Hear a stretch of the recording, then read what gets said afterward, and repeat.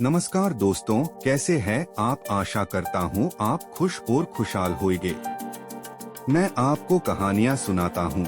यदि आप मेरे चैनल पर नए हैं, कृपया लाइक, सब्सक्राइब और शेयर करना न भूले। तो आइए चलते हैं एक नई कहानी की ओर। चिंता करने वाली कौन सी बात है। गोपाल ने नापी धरती। कहानी गोपाल भांड। एक दिन गोपाल भांड जब कृष्णनगर के राजा कृष्णचंद्र राय के दरबार में पहुंचा, तो उसे वहां का वातावरण कुछ बदला सा लगा। राजा कृष्णचंद्र उदास भाव से अपने सिंहासन पर बैठे हुए थे। उनके चेहरे पर चिंता की लकीरें थीं। सारे दरबारी चिंतित भाव में अपने स्वामी की तरफ ही देख रहे थे। गोपाल ने अपनी विशिष्ट हास्य शैली में राजा को हंसाने की कोशिश की, लेकिन राजा के चेहरे पर मुस्कान पैदा न हुई। गोपाल समझ गया कि अवश्य ही कोई गंभीर समस्या पैदा हो गई है। तभी महाराज इतने गंभीर हैं। जब बहुत देर तक महाराज की चुप्पी न टूटी, तो गोपाल ने पूछ लिया, अन्नदाता, आज आप कुछ ज्यादा ही चिंतित लग रहे हैं। क्या कोई गंभीर समस्या पैदा हो गई है? मुझे बताइए, शायद मैं आपकी समस्या का कोई हल निकाल सकूं। महाराज ने एक गहरी सांस भरी, बोले, तुमने ठीक अंदाजा लगाया है गोपाल। सचमुच मैं एक गंभीर समस्या से घिर गया हूँ। समझ में नहीं आता कैसे निपट पाऊंगा इस समस्या से। पर समस्या क्या है अन्नदाता? वही तो मैं जानना चाहता हूँ, क्योंकि आपको चिंतित देखकर मुझे भी उलझन हो रही है। गोपाल ने कहा, तो सुनो। मुर्शिदाबाद के नवाब का आदेश प्राप्त हुआ कि उसे एक ऐसा आदमी चाहिए जो इस धरती का सही माप बता सके। ये बता सके कि धरती की लंबाई कितनी है और चौड़ाई कितनी है न पागलपन की बात। भला संपूर्ण धरती की लंबाई चौड़ाई आज तक कोई माप सका है?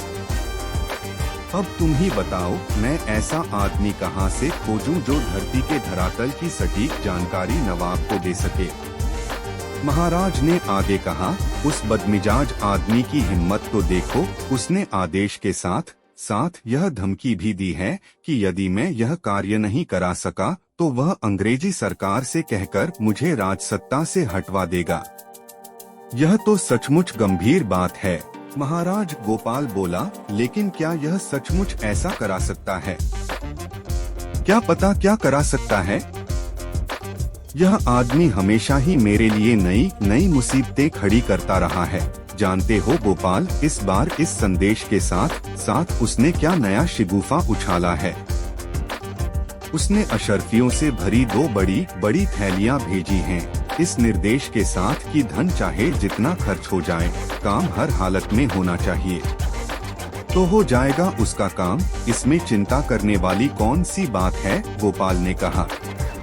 बड़ी आसानी से कह दी तुमने यह बात। महाराज बोले, पर यह काम करेगा कौन? मैं करूँगा महाराज। मैं नवाब के प्रश्न का उत्तर दूंगा। गोपाल बोला, बस आप वह दोनों थैलियां मेरे हवाले कर दीजिए और आराम की नींद सोइए। महाराज कृष्णचंद्र ने दोनों थैलियां गोपाल के हवाले कर दी। सोने की अशर्फियां पाकर गोपाल की तो मौज हो गई।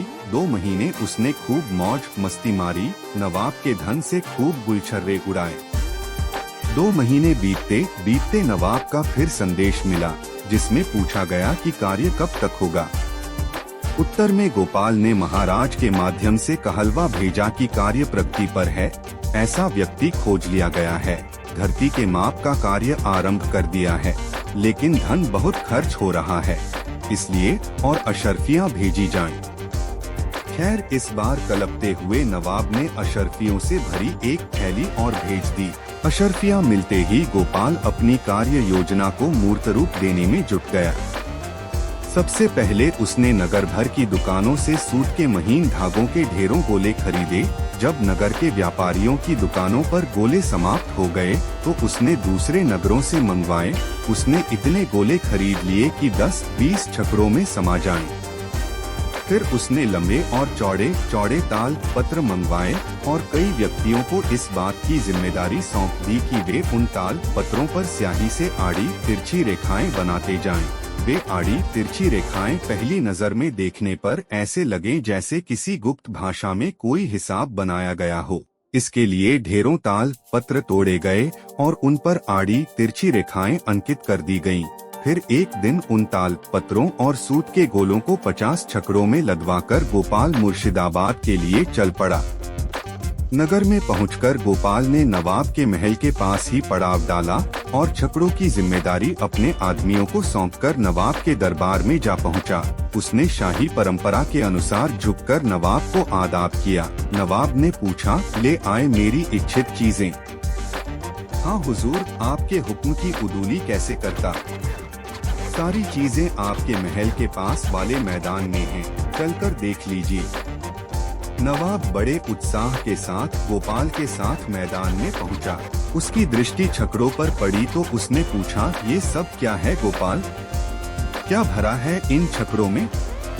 धरती का सही माप है हुजूर, गोपाल बोला। सूत के वे गोले हैं जिनसे धरती की सही माप की गई है। आप चाहें तो इन्हें नपवाकर अपनी तसल्ली कर सकते हैं। ऐसा करने में तो पूरा साल ही गुजर जाएगा। नवाब असमंजस भरे स्वर में बोला, तुमने माप का सही हिसाब भी तो लिखा होगा, हमें वह हिसाब दिखा दो। वह भी हाजिर है हुजूर, ये देखिए इन 10 छकड़ों में उसी का हिसाब किताब लदा हुआ है। नवाब ने ताल पत्रों को पहाड़ सा देखा तो उसकी सारी हेकड़ी गायब हो गई। वह टुकुर टुकुर ताल पत्रों से लदे छकड़ों को देखता रह गया। गोपाल ने कहा, हुजूर, अपने आदमियों से कहो कि वे ताल पत्रों पर लिखे सारे हिसाब को अच्छी तरह से जांच लें। बेहतर तो यही रहेगा कि आप स्वयं ही इसकी जांच करें। नहीं नहीं, हमारे पास इतना समय कहाँ है। तुम कहते हो तो ठीक ही होगा, नवाब जल्दी से बोला, जैसे वह गोपाल से पिंड छुड़ाना चाहता हो। तो हुजूर संतुष्ट हुए न? अब हुक्म दीजिए कि छकड़ों से लदे सामान का क्या करूं? क्या इसे सरकारी मालखाने में जमा करवा दूं? गोपाल बोला। कोई जरूरत नहीं है, तुम इसे वापस ले जा सकते हो, हमारी आज्ञा है। यह कहकर नवाब जाने के लिए मुड़ा, लेकिन तभी गोपाल ने उससे कहा, हुजूर, मेरी एक गुजारिश है। बोलो, क्या चाहते हो? हुजूर, धरती का सही माप लेने के चक्कर में मैंने बहुत खाक छानी है।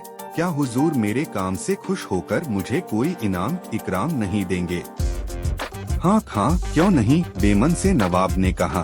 फिर मुड़कर अपने कर्मचारी से बोला, इसे सरकारी खजाने से 100 अशर्फियाँ दिलवा दो। इस प्रकार चतुर गोपाल ने नवाब से खरीदा गया सारा सामान भी ले लिया और उससे 100 अशर्फियाँ भी झटक ली। कृष्णानगर लौटकर उसने दरबार में सारा किस्सा सुनाया तो महाराज और सभी दरबारी हंसते हंसते लोट पोट हो गए। राजा कृष्णचंद्र ने खुश होकर गोपाल को पुरस्कृत में 100 अशर्फियाँ दे डाली। आखिर गोपाल ने एक असंभव काम जो कर दिखाया था। मिलता हूँ दोस्तों अपनी अगली कहानी के साथ। तब तक आप सबको के यानी कहानी किंग का प्यार भरा नमस्कार। कृपया लाइक, शेयर और सब्सक्राइब जरूर करें।